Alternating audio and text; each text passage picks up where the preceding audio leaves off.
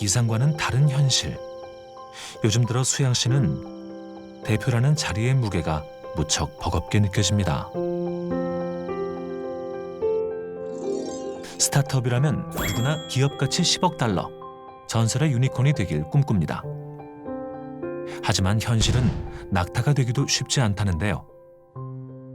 한 3년 생존율이 한 50%, 그다음에 5년 생존율이 뭐 한 40% 이 정도 됩니다. 그러면 결국은 5년 안에 사실 한 뭐 50% 이상이 이제 폐업을 하게 되는.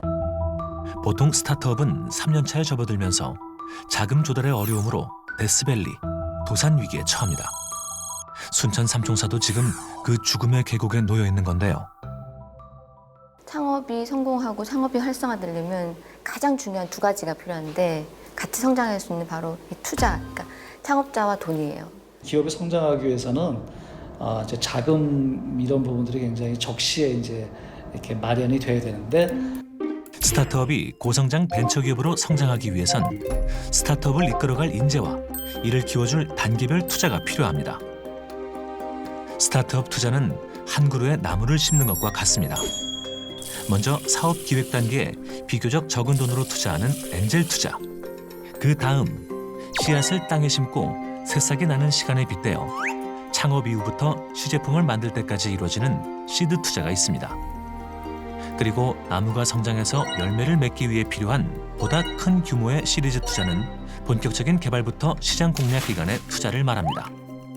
잘 자란 나무에 탐스러운 열매가 맺히면 농부가 수확을 하듯 투자금을 회수하는 투자의 마지막 단계, 엑시트가 있습니다. 씨를 뿌린 뒤 한 그루 나무가 자리를 잡기까지 보살핌이 필요하듯 스타트업도 투자가 지속적으로 이루어져야 잘 성장할 수 있는데요. 하지만 안타깝게도 대부분의 로컬 스타트업들은 시드 투자를 앞두고 좌절하고 맙니다. 운영 자금을 어느 정도 확보하고 들어가야 되는데 그렇지 않으면 자금 부족 때문에 일찍 중단되는 사태가 발생을 많이 합니다. 지역에는 전혀 그런 투자 관련된 부시도 이제 없고, 또 IR 하기도 힘들고, 정작 기업들이 이제 창업 이후에 어느 정도 좀 성장하면 수도권으로 이전을 해버리니까 결국 이제 지역 창업이 안 되는 거죠.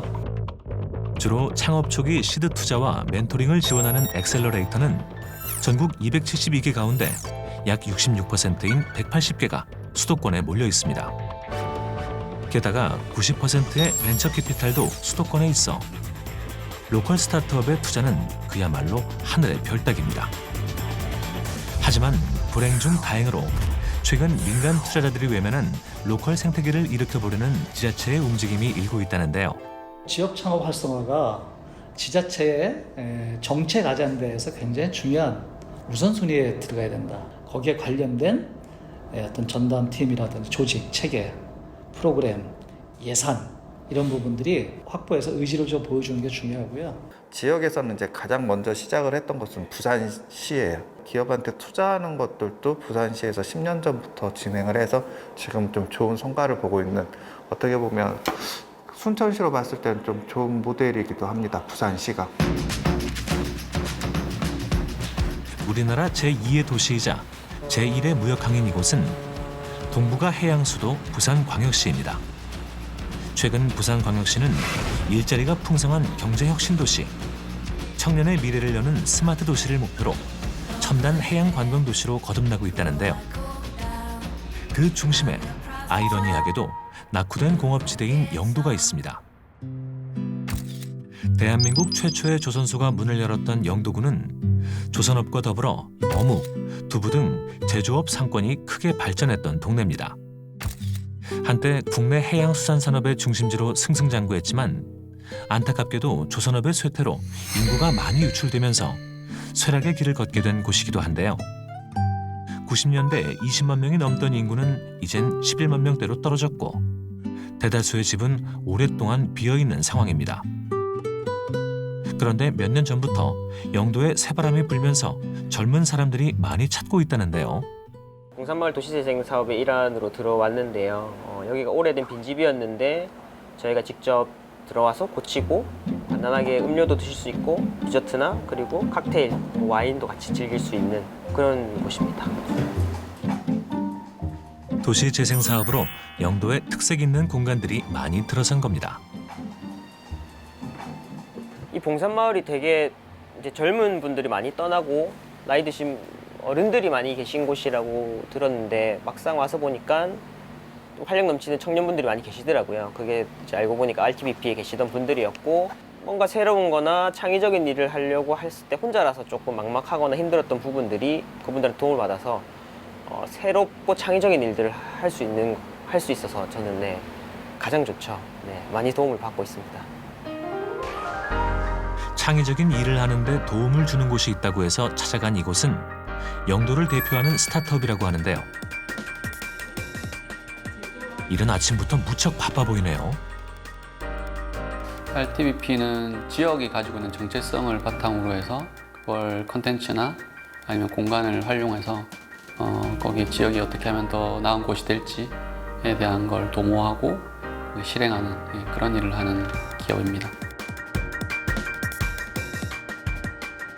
요즘 가장 핫한 도시문화 혁신 스타트업이란 이곳은 지역 콘텐츠를 개발해 지속 가능한 라이프 스타일을 제안하는 도시재생 스타트업입니다. 낙후됐지만 풍부한 문화 자원을 가진 영도의 쓸모를 찾아 다시 활기찬 곳으로 만드는 일을 하고 있다는데요. 비어있는 폐가를 이용해 영도의 로컬성이 살아있는 전시 기획부터 지역민이 함께하는 다양한 프로젝트들로 화제가 되고 있습니다.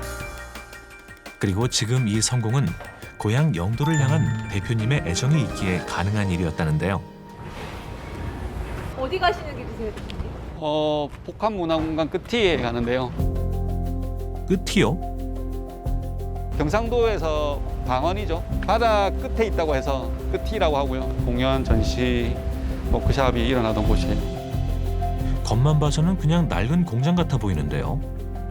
이곳에서 공연이라니 상상이 되지 않습니다.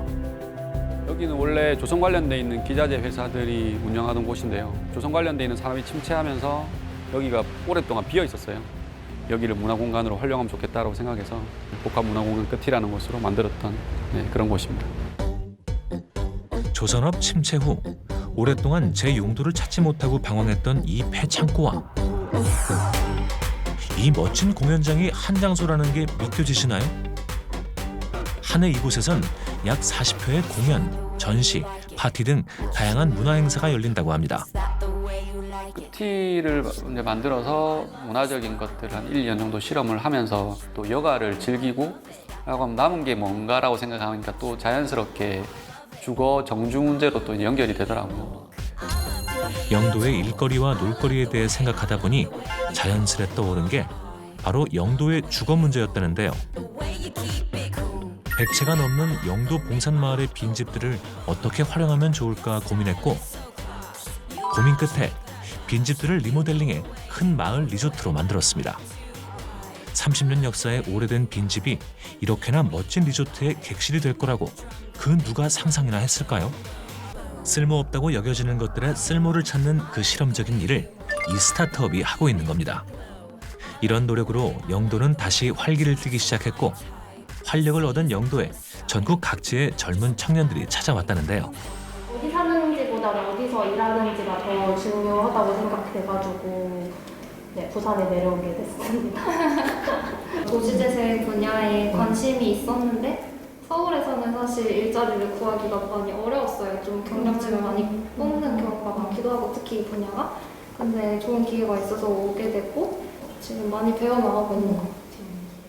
다행히 저희가 생각하는 방향이 시대의 흐름과 맞다고 생각하는 분들이 조금씩 생겨나고 있고 이제 그런 의미에서 작년에 20억 원 규모 정도의 이제 투자를 받았고요. 지역 활성화의 공로를 인정받아 최근 20억 원 규모의 투자를 유치하는 쾌거를 이뤄내기도 했습니다. 이 도시재생이라고 하는 게 그 도시 개발과는 다르게 뭔가 새로운 것들을 만드는 게 아니라 기존의 그 지역이 가지고 있는 근본적인 콘텐츠를 더 잘 살리는 게 기본인데 RTBP는 한 4년 동안 그 영도라는 지역에서 역사적인 사건, 사고, 좋은 스토리들을 꾸준히 모았다는 점을 저희는 높게 봤습니다. 이처럼 부산의 스타트업에 투자가 활발한 이유, 그 뒤엔 부산시의 노력이 컸다는데요. 이곳은 부산광역시의 센텀 기술 창업타운입니다.